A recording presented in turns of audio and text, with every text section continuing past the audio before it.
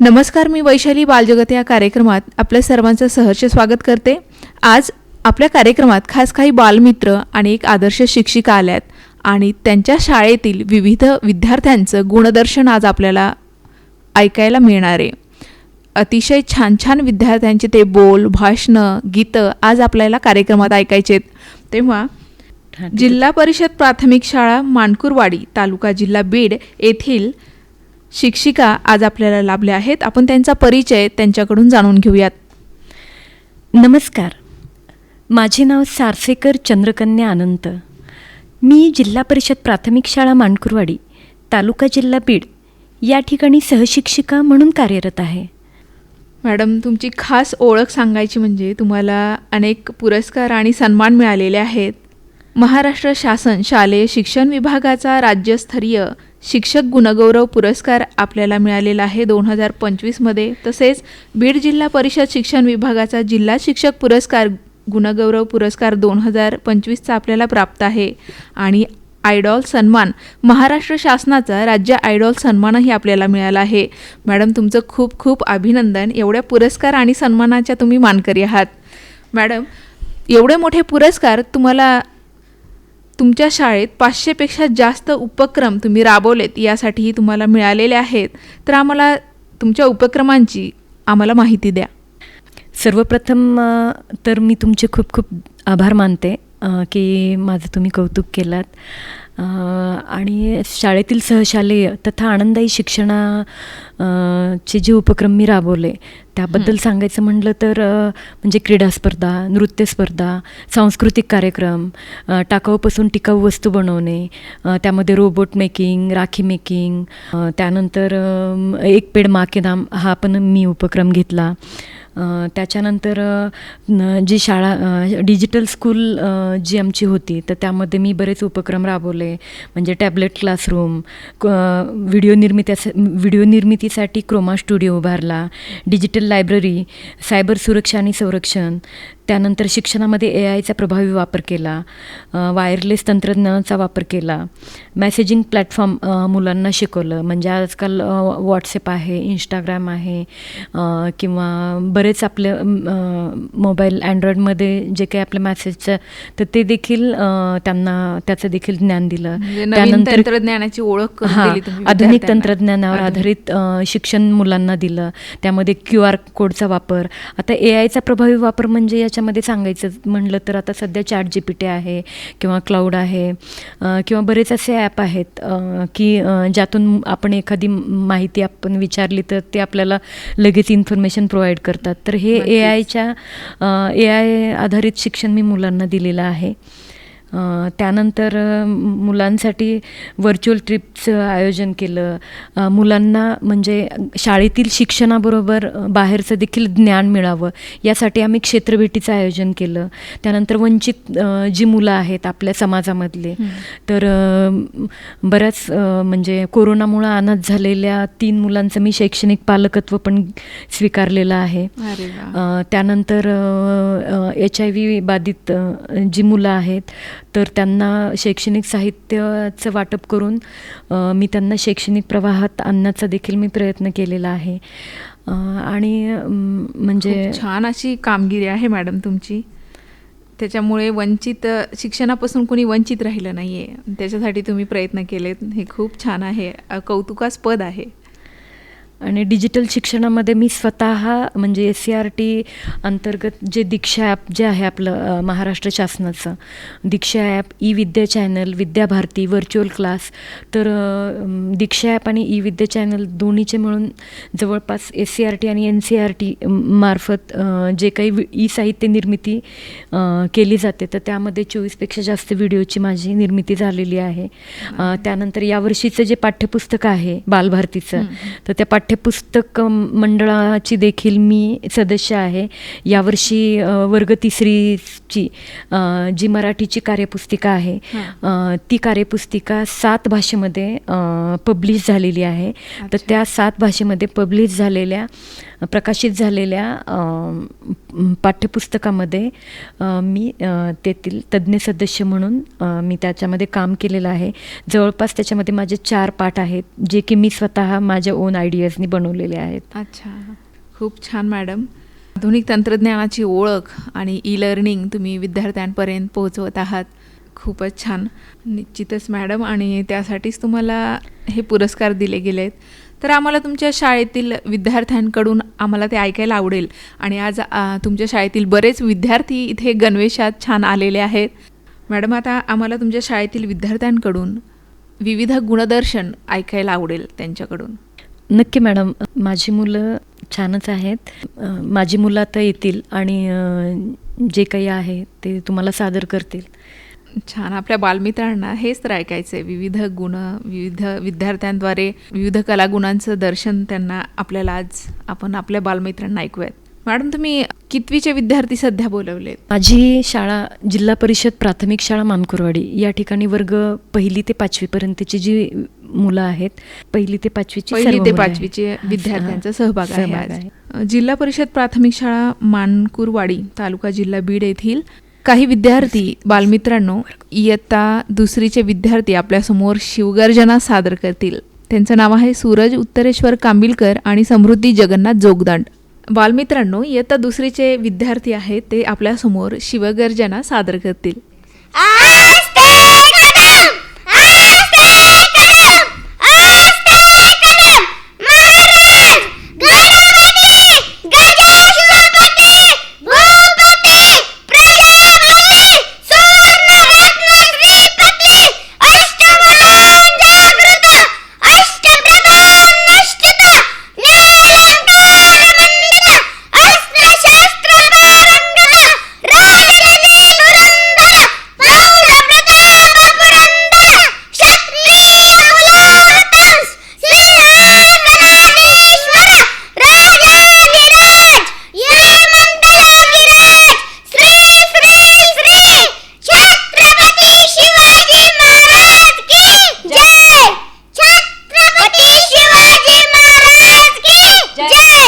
खूप छान. अतिशय दमदार आवाजात विद्यार्थ्यांनी शिवगर्जना सादर केली आहे.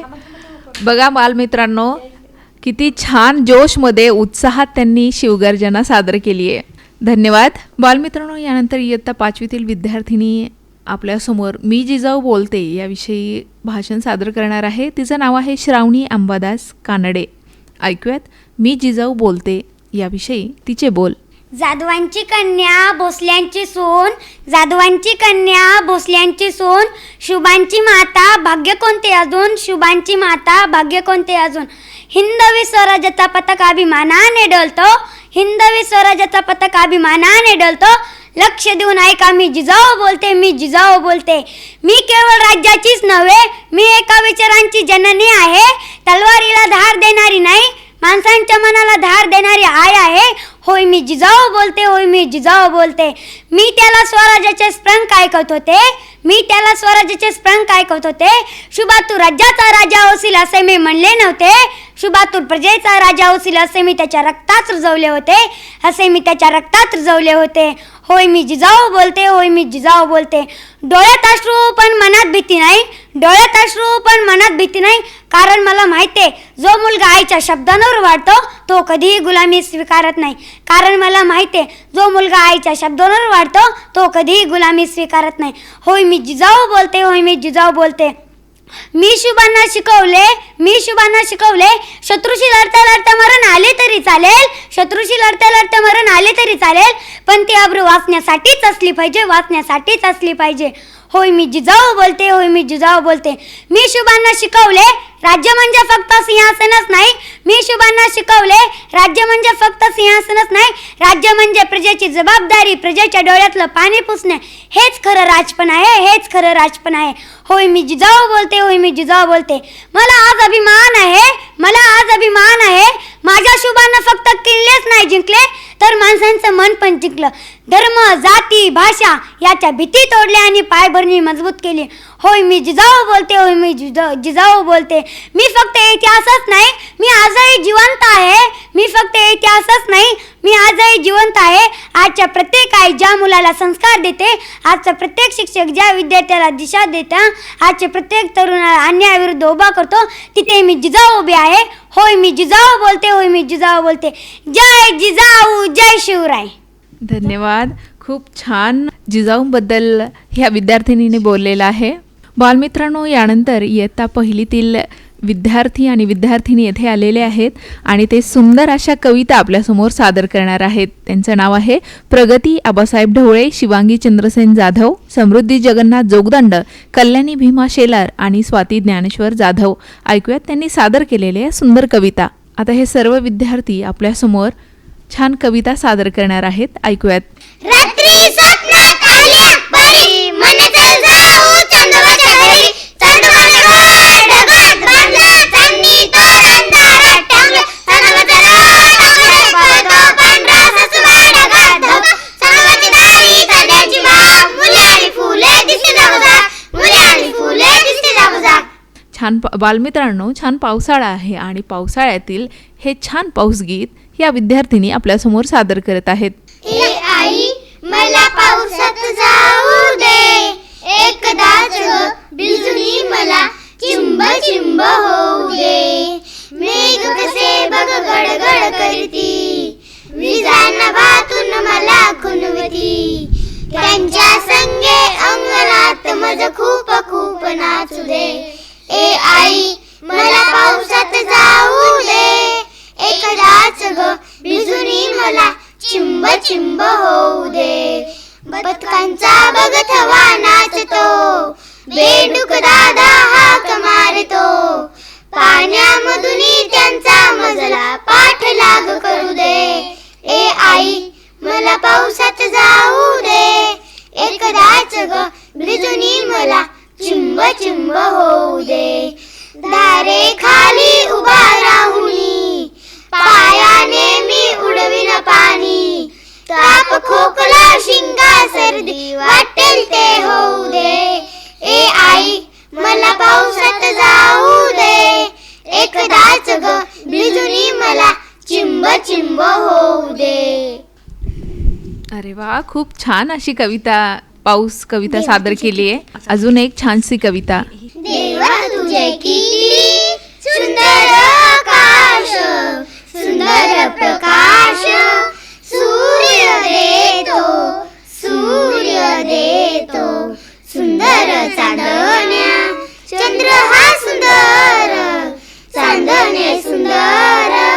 पळे त्याचे, पळे त्याचे. सुंदर ही झाडे, सुंदर पाखरे. किती गोड बरे गाणे गाती, गाणे गाती.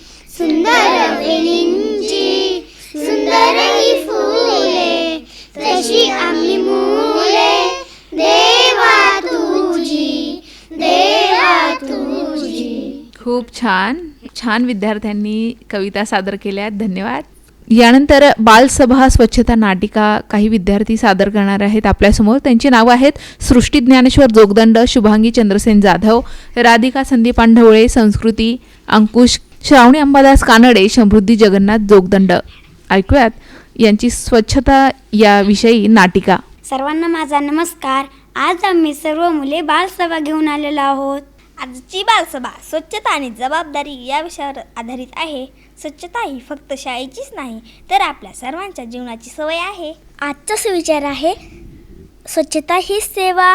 याचा अर्थ आपण स्वतः स्वच्छ राहिलो तरच इतरांना स्वच्छतेचा आदर्श देता येतो.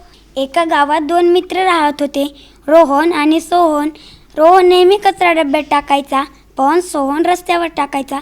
एके दिवशी त्यांच्या शिक्षकांनी दोघांना समजावले की रस्त्यावर कचरा टाकल्याने आजूबाजूला घाण, आजार आणि वाईट वास पसरतो. शिक्षकांचा सल्ला ऐकून सोहननेही कचरा डब्यात टाकायला सुरुवात केली आणि त्यांचे गाव पुन्हा स्वच्छ झाले. आपल्याला शाळा स्वच्छ ठेवण्यासाठी काय करावे हवे? कचरा डस्टबिनमध्ये टाकणे, वर्गात कागद टाकू नये, टिफिनचे उरलेले पदार्थ वाया जाऊ नये देऊ नये. कचरा डस्टबिनमध्ये टाकणे, वर्गात कागद टाकू नये, टिफिनचे उरलेले पदार्थ वाया जाऊ देऊ नये, वर्गाची स्वच्छतागृहाची काळजी घेणे. आपण पाणी बचतीसाठी काय करू शकतो? नळ अर्धवट उघडं ठेवू नये, नळ चालू ठेवून दात घासू नये, पाणी वायाला घालू नये. माझी स्वच्छ शाळा सुंदर शाळा, कचरा नेहमी डब्यात टाका. खूप सुंदर बालसभा आणि ही नाटिका विद्यार्थ्यांनी स्वच्छतेविषयीची सादर केली आहे. बालमित्रांनो, यानंतर मी सावित्री ज्योतिबा फुले बोलते याविषयी श्रावणी अंबादास कानडे हिचे बोल आपण ऐकूयात. होय, मी सावित्री ज्योतिबा फुले बोलते. होय, मीच ती सावित्री, ज्योतिबांची सावित्री. माझा जन्म 3 जानेवारी 1831 रोजी नायगाव येथे झाला. त्या काळात मुलींना शिक्षण घेण्याचा अधिकार नव्हता. स्त्री म्हणजे फक्त घर, चूल आणि मूल अशी समाजाची धारणा होती. पण माझे पती ज्योतिबा फुले यांनी मला लिहायला वाचायला शिकवले. मी शिकले आणि मुलींनाही शिकवण्याचे ठरवले. सन 1848मध्ये आम्ही पुण्यात भिडेवाड्यात मुलींसाठी पहिली शाळा सुरू केली. शाळेत जाताना लोक माझ्यावर दगड आणि शेण फेकत, पण मी घाबरले नाही. मी माझे काम करत राहिले. होय, मी सावित्री ज्योतिबा फुले बोलते. आज मी तुमच्याशी बोलते माझ्या काळाची कहाणी सांगण्यासाठी आणि आजच्या समाजाला एक प्रश्न विचारण्यासाठी. मी शिकले आणि शिकून थांबले नाही. मी ठरवले, ज्या मुलांना शिक्षणापासून वंचित ठेवले जाते त्यांच्यापर्यंत शिक्षण पोहोचवायचेच. मी हार मानली नाही, कारण मला माहीत होते माझ्या अंगावरचा चिखल धुतला जाईल, पण अज्ञानाचा चिखल धुण्यासाठी शिक्षणाचीच गरज आहे. मी स्वतःला एक प्रश्न विचारला असे, जर मी आज थांबले तर या मुलांना भविष्यात कोण घडवणार? म्हणून मी चालत राहिले. मी फक्त मुलींसाठी शाळा सुरू केली नाही, तर विधवांना आश्रय दिला. माझ्या आयुष्यात सर्वात मोठी ताकद होती शिक्षण. म्हणूनच मी सांगितले, विद्ये हेच धन. विद्येविना मती गेली, मतेविना नीती गेली, नीतीविना गती गेली, गतीविना वित्त गेले, वित्तविना शूद्र खचले. इतके अनर्थ एका अविद्येने केले. आज तुम्ही शिक्षण घेत आहात. डॉक्टर, इंजिनियर, अधिकारी, वैज्ञानिक, शिक्षण, कलाकार आणि देशाच्या नेतृत्वाच्या भूमिकेत काम करत आहात. हे पाहून मला आनंद होतो. म्हणून मी आज तुम्हाला सांगते, मुलींनो शिका, स्वावलंबी बना. मी सावित्रीबाई फुले. मी भारताची पहिली महिला शिक्षिका. मी स्त्री शिक्षणाची जननी. मी क्रांती ज्योती. होय, मी सावित्री ज्योतिबा फुले बोलते. धन्यवाद. जय हिंद, जय महाराष्ट्र. खूप सुंदर असं भाषण श्रावणी अंबादास कानडे हिने केलं आहे. धन्यवाद. बालमित्रांनो, बालवैज्ञानिक मुलाखत आपण घेत आहोत. विद्यार्थी आहे संस्कार सुनील जोगदंड. आपल्या आकाशवाणीच्या स्टुडिओमध्ये संस्कार, तुझं खूप स्वागत आहे. नमस्कार संस्कार. सर्वप्रथम बालमित्रांना तुझा परिचय सांग. नमस्कार, मी संस्कार सुनील जोगदंड, जिल्हा परिषद प्राथमिक शाळा मानकुरवाडे येथील 5वीचा विद्यार्थी आहे. मला विज्ञान, तंत्रज्ञान, नवीन प्रयोग करणे, मॉडेल तयार करणे आणि रोजच्या जीवनातील समस्या उपाय शोधणे खूप आवडते. आज आकाशवाणीवरील माझे अनुभव सांगण्याची संधी मला मिळाल्याचा खूप आनंद आहे. संस्कार, तुला विज्ञानाची आवड कशी निर्माण झाली? आमच्या वर्ग शिक्षक पुस्तकावर भर देत नाहीत, तर प्रत्यक्ष प्रयोग करून दाखवतात. ते आम्हाला सतत प्रश्न विचारायची आणि स्वतः प्रयोग करायला प्रोत्साहन देतात. त्यामुळे विज्ञान हा माझा आवडता विषय बनला. अरे वा. संस्कार, तू कोणकोणते विज्ञान प्रकल्प तयार केले आहेत सांग पाहू. मी अनेक छोटे विज्ञान प्रयोग तयार केले आहेत. त्यामध्ये remote control car, robotic dustbin तसेच इतर विज्ञान मॉडेल तयार केले आहेत. रिमोट कंट्रोल कार बनवताना बॅटरी, मोटर, चाके आणि कंट्रोलर प्रणाली अशी काम करते हे समजले. रोबोटिक डस्टबिन तयार करताना सेन्सरच्या मदतीने झाकण आपोआप उघडते आणि बंद होते. असे शक्य होते हे शिकायला मिळाले. अशा प्रकल्पामुळे विज्ञान प्रत्यक्ष अनुभवता आला. अरे वा, छान. संस्कार, हे प्रकल्प तयार करताना तुला काय काय शिकायला मिळालं? या प्रकल्पामुळे मला संयम, चिकाटी, नियोजन आणि समस्या सोडवण्याची सवय लागली. सुरुवातीला काही वेळी मोटर चालली नाही, वायरिंग चुकीची चुकीची झाली किंवा मॉडेल व्यवस्थित काम केले नाही, पण प्रत्येक वेळी चुका सुधारत गेलो आणि पुन्हा प्रयत्न केला. त्यामुळे अपयश हे यशाची पहिली पायरी असते हे मला अनुभवातून समजले. संस्कार, तुला हे बनवताना कोणकोणतं साहित्य लागलं बरं? रिमोट कंट्रोल कार बनवताना एक lithium ion cell, gear motor, control प्रणाली, एक रिमोट आणि त्याचं पूर्ण स्ट्रक्चर बनविलं. मग नंतर त्यात मोटर फिट केली, पुन्हा बॅटरी लावली, कंट्रोल प्रणाली लावली, पुन्हा त्याची वायरिंग केली आणि रिमोट चालू करून कार वर्क झाली. अरे वा, खूप छान. संस्कार, तू रोबोट डस्टबिन कसं बनवलंस? रोबोट डस्टबिन बनवताना एक सेन्सर घेतलं, ते सेन्सरला 2 होल केले, ते सेन्सर बसवलं, त्याला बॅटरीची वायरिंग केली, झाकणाला एक सर्बो मोटर लावली. त्यामुळे सेन्सर समोर कचरा दिसला की तो सेन्सर गिअर मोटरला सिग्नल द्यायचा, मग गिअर मोटर वर्क करायची आणि झाकण उघडायचं. खूप छान संस्कार. संस्कार, बालवैज्ञानिक म्हणून तुला कसा अनुभव आला? बालवैज्ञानिक म्हणून मला खूप छान अनुभव आला. आनंद वाटला का तुला हे करताना सगळं? आणि तू चुकीतून शिकलास का? म्हणजे पहिल्यांदा तुझं वर्क नाही झालं, तू जे केलं ते, नंतर वर्क झाल्यावर तुला कसं वाटलं? मला खूप आनंद झाला. संस्कार, तुझे आत्तापर्यंत जे मॉडेल बनवले, कार बनवले, ते रोबोट डस्टबिन बनवलं, मग याच्यापैकी तुझ्या कोणत्या प्रकल्पाला तुला पुरस्कार वगैरे मिळालाय का, किंवा तुझं वर्क कुठे कौतुक झालंय का? हो. संस्कार, तुझ्या मॅडमनी सांगितलं की 53 विज्ञान गणित पर्यावरण जे प्रदर्शन भरलं होतं त्याच्यामध्ये तुझा सहभाग होता. मग त्याच्यामध्ये तुझी निवड झाली का? हो. कोणत्या मॉडेलची तुझी त्याच्यात निवड झाली? Robot dustbin. अच्छा, रोबोट डस्टबिनची तुझी त्या 53व्या विज्ञान प्रदर्शनामध्ये निवड झाली. खूप छान. यामधूनच तुला विज्ञानाची आवड निर्माण झाली. आणि संस्कार, तुला पुढे चालून काय बनायचंय? मला पुढे चालून सायंटिस्ट बनायचं. सायंटिस्ट बनायचंय, शास्त्रज्ञ बनायचंय. अरे वा, खूप छान संस्कार. तुला खूप खूप शुभेच्छा. खूप खूप धन्यवाद मॅडम. धन्यवाद. बालमित्रांनो, आता इयत्ता 5वीतील विद्यार्थिनी आपल्यासमोर इंग्रजी कविता सादर करतील. आमच्या कवितेचे नाव आहे Joshna. Found a peanut, found a peanut, found a peanut just now.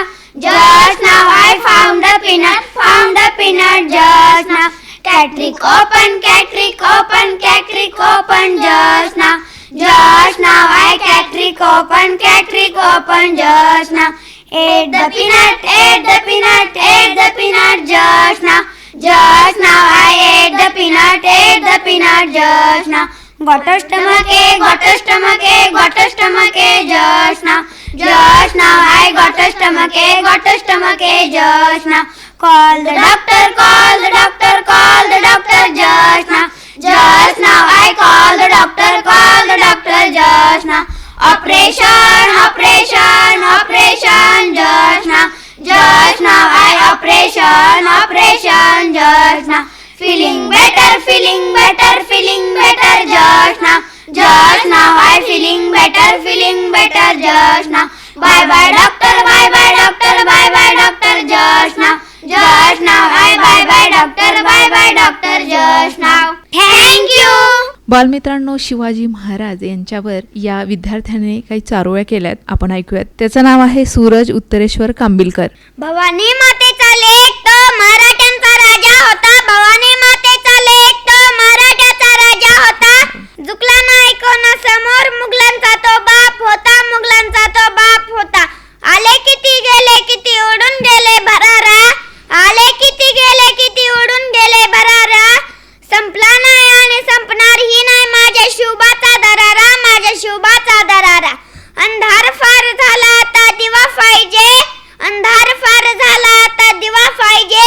या महाराष्ट्राला पुन्हा एकदा जिजाऊचा शिवा पाहिजे, जिजाऊचा शिवा पाहिजे. एवढे बोलून मी माझे 2 शब्द संपवतो. जय भवानी, जय शिवराय. खूप छान. आनंद घेत. चला चला गाऊ चला, चला चला गाऊ चला, आनंदाचे गाणे. चला चला गाऊ चला, आनंदाचे गाणे. आनंदाचे गाणे गाऊ, आनंदाचे गाणे. आनंदाचे गाणे गाऊ, आनंदाचे गाणे. फुल पाखरांचे पंख घेऊ ये, फुल पाखरू